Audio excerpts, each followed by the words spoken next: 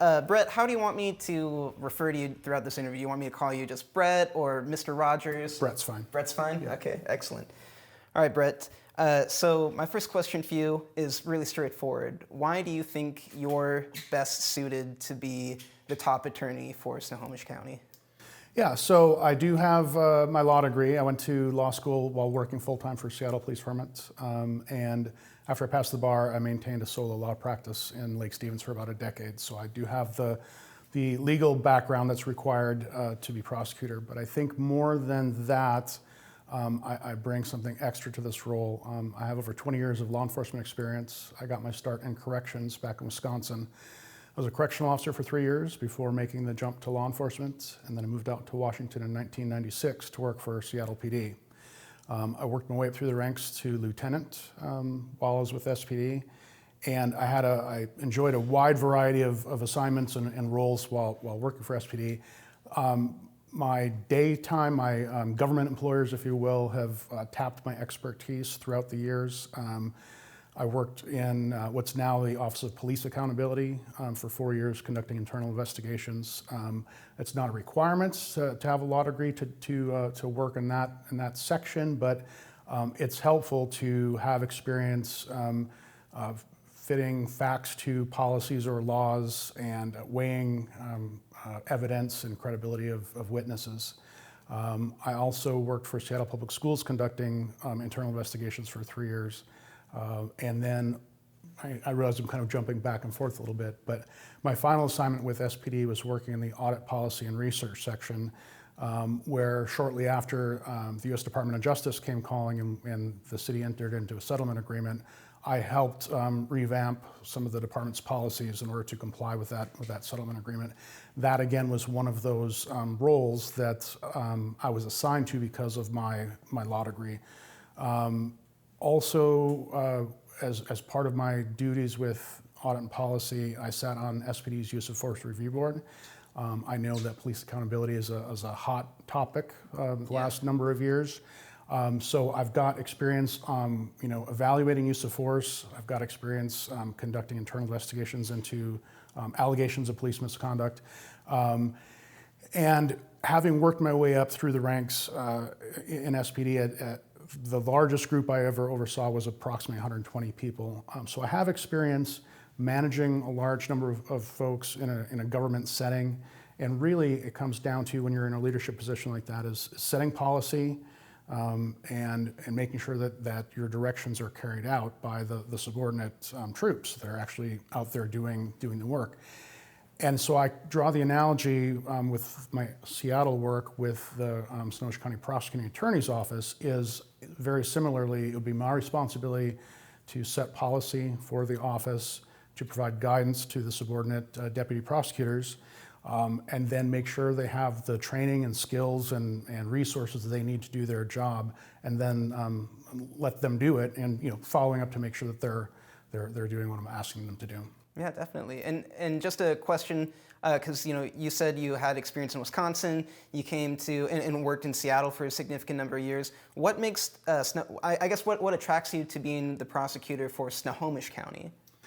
I've lived in Snohomish County since 2005, so I've been in the community for a number of years, 17, 18 years. This is what I call home. I've lived in Lake Stevens that length of time.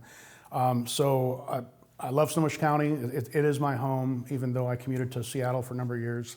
And so I want to help make our community a better and safer place, because I really feel like the last number of years, the trend is towards disorder, the trend is towards increasing crime, and I want to try and put a stop to that. Yeah, and I was actually just about to ask you too, what would be your top priorities, let's say your top 3 priorities, if you were elected to office?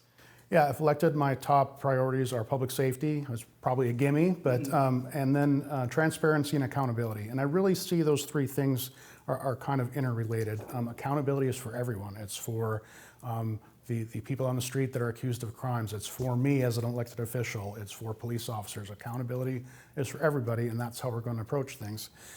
Transparency, I personally think that the prosecuting attorney's office does a poor job of letting the public know what they're doing.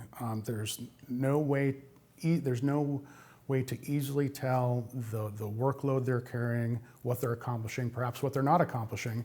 And that's one of the things that I want to change. I want to increase transparency of the office so the public knows what we're doing, if we're adequately staffed or not, and then knowing what the prosecuting attorney's office is doing is a way to hold the prosecutor, the elected official, accountable. If they're not getting the job done, the public should know that as well. If you are elected to office, you're obviously going to have a lot of say regarding the new DAs brought on, really any new team member in general to the prosecutor's office. What kind of attributes would you be looking for in new team members? So it's cliche to say, and I'm not going to say it in probably the way that it's used a lot in public now, but I believe in inclusivity. Everybody's welcome.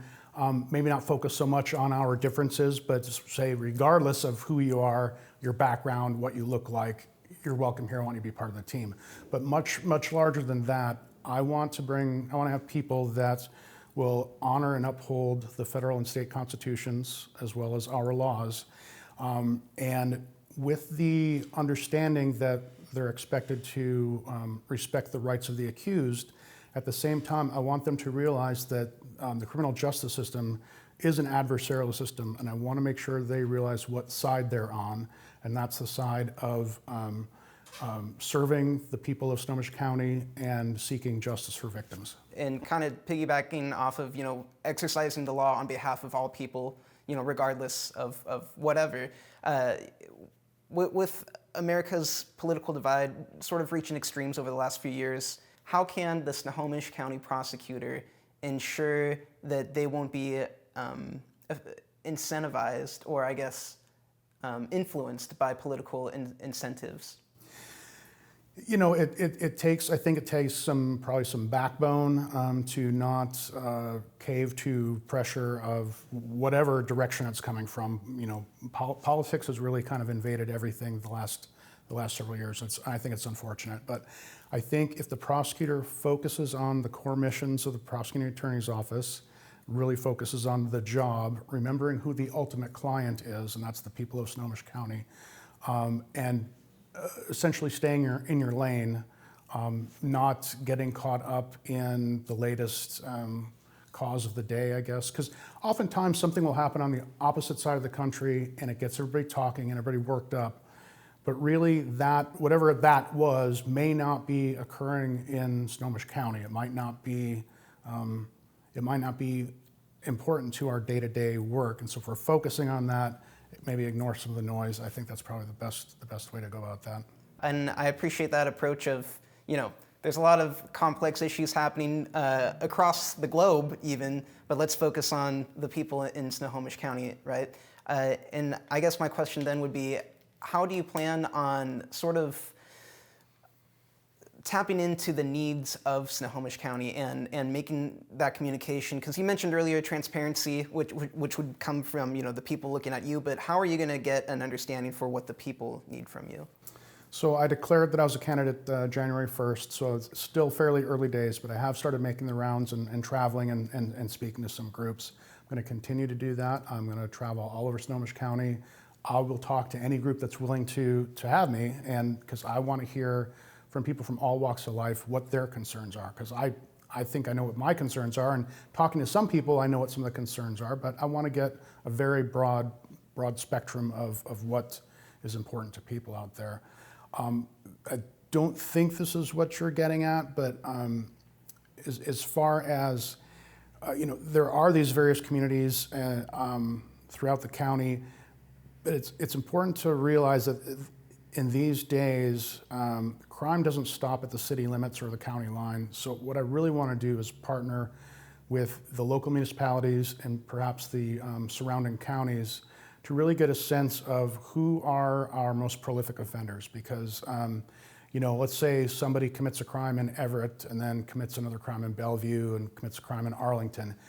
Those three individually might not hit the radar of either the city, the local prosecutors or the county prosecutors.